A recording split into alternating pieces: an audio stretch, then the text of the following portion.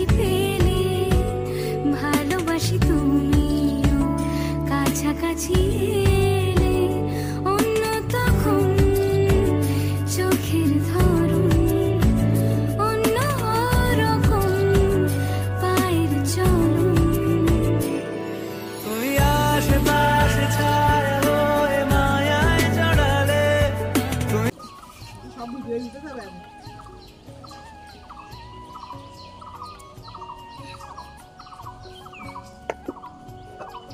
Doctor কাছে নিয়ে গেল মানিকে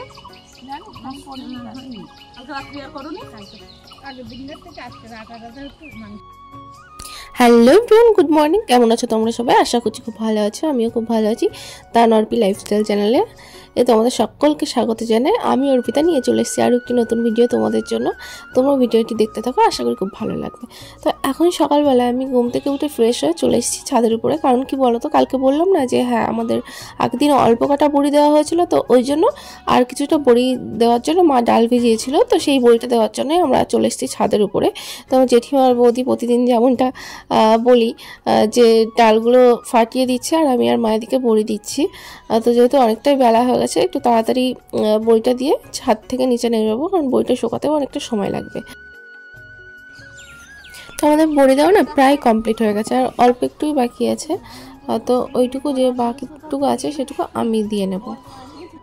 যেহেতু অল্প, ওই জন্য সবাই এখানটায় বসার প্রয়োজন নেই, অল্প একটু বাকি আছে। তো বড়ি দিয়ে নিচে এসে মা একটু সিদ্ধ ভাত করেছিল সকালবেলার জন্য, ওই জন্য সিদ্ধ ভাতই খেয়ে নিয়েছি। খেয়ে নিয়ে আমি ঘর বাড়ি ঝাড় দেওয়া হয়ে গেছে, তারপরে চলে এসেছি ঘর মুছতে চলে এসেছি। কারণ সকালবেলাটা আগে ঘর মুছে নেব, নাহলে স্নান করা হয়ে গেলে আর করা হবে না, কারণ বেলা অনেকটাই হয়ে গেছে, ছাদ থেকে নামতেই অনেকটা বেলা হয়ে গেছে। ওই জন্য ভাবলাম আগে ঘর বাড়ি ঝাড় দিয়ে ঘরটা মুছে নিই, তারপরে বাইরের দিকে যে কাজগুলো আছে সেই কাজগুলো টুকটাক করবো। আজকে আর বেশি কাজ নেই, ওই জন্য টুকটাক কাজগুলো করে নিয়ে স্নান করে নেব।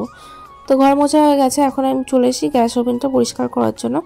কারণ গ্যাস ওভেনটা না বেশ কিছুদিন ধরেই অফ করে আছে, কারণ গ্যাসে রান্নাই হচ্ছে না, অনেক দিন হয়ে গেল। ওই জন্য এখানে ধুলো পড়ে গেছে পুরো। ওই জন্য ভাবলাম আবার যখন রান্না করতে হবে, ওই জন্য আগে গ্যাসটা মুছে নিলাম, তারপরে স্নান করতে যাব। আমি গ্যাস ওভেনটা পরিষ্কার করা হয়ে গেলে যাবো স্নান করতে। আর এই যে আমার হাতে কেমিক্যালটা দেখছো না, এটা দুইজন সেলসম্যান আমাদের বাড়িতে এসে দিয়ে গেছিলো। এমনভাবে পটিয়ে দিয়ে গেছে না, পুরো ফালতু জিনিস একদম। দাম তো অনেকই বেশি নিয়ে নিয়েছে। পরিষ্কার হয় না সেটা বলবো না, এটা দিয়ে ভালোই পরিষ্কার হয়। একটু এটা দিয়ে একটু হাত দিয়ে শুকনো হাতে একটু ঘষে নিয়ে তারপরে না একটা কাপড় ছেঁড়া দিয়ে মুছে নিলেই পরিষ্কার হয়ে যায়। আমি আগে ওই অয়েলটা লাগিয়ে নিয়েছিলাম, এখন একটা কাপড় ছেঁড়া দিয়ে এটা মুছে নিচ্ছি। এটা মুছে নেওয়ার পরে না আর কিছু সাবান জল দেওয়া লাগে না, এমনিই পরিষ্কার হয়ে যায়। তো স্নান টান করে খাওয়া দাওয়ার পর আমি আর বৌদি চলে এসেছি না একটু বিকালের দিকে চলে এসেছি মাঠে। অনেক দিন মাঠে আসা হয় না। মাঠে আসা হয় না বলতে কি, অনেক দিন এই ফাঁকা মাঠের সাইডটাতে না আসাই হয় না, যেহেতু অনেকটা দূর আর রাস্তার দিকে হাঁটতে যাওয়া হয়। তো আমি বৌদিকে বললাম চলো আজকে মাঠের সাইডটাতে যাই। আর এই পিছনে ধান ক্ষেতটা দেখছো, এটা হচ্ছে বৌদিদের। তো বৌদি বলছে এটা আমাদেরই ধান ক্ষেত।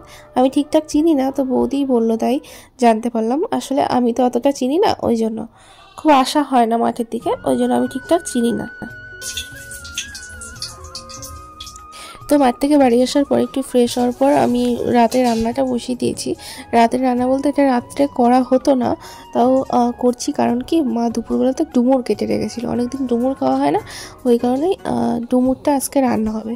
তো রাতের বেলা ডুমুর সচরাচর রান্না হয় না, তো আজকে হচ্ছে, ওই জন্য ভাবলাম আমি করে ফেলি ডুমুরটা রান্না।